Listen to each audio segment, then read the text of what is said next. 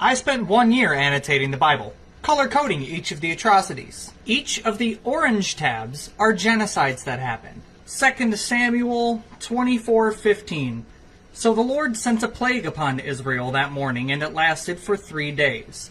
A total of 70,000 people died throughout the nation, from Dan in the north to Beersheba in the south. Isaiah 37:36. That night the angel of the Lord went out to the Assyrian camp and killed 185,000 Assyrian soldiers.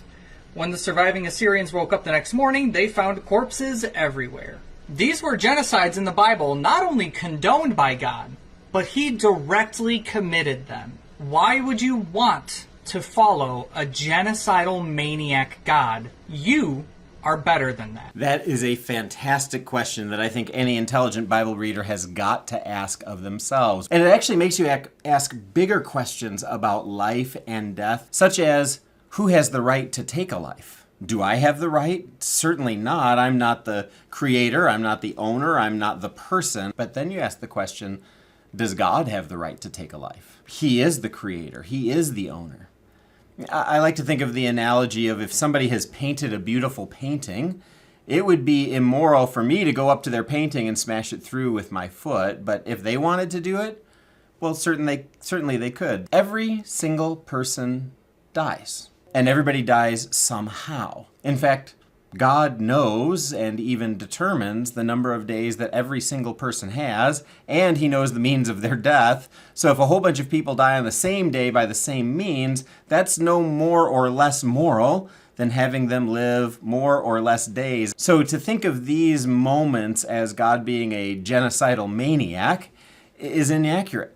He's the one who can choose when to start and end life, and he does that every single day for millions of people, because it's his prerogative, because he is God. Now, God oftentimes has plans that are much bigger than any one day in human history, and he's forcing and shaping the picture of Israel in order to be able to create a people that would reach the billions of people with the best news ever, the message of Jesus. And the storyline along the way is not pretty. I look at all those little tabs that he has in there, and there are an awful lot of dark moments in human history. But that's one of the things I love about the Bible, is that it's honest about all of those things, and it's redemptive related to all of those things. And the trajectory of the Bible is the love of God for billions of people expressed through God's one and only Son, Jesus, who died in our place so that we can come to know him. All of the other stuff leads up to that moment and creates plausibility and stories and impact that we can learn from.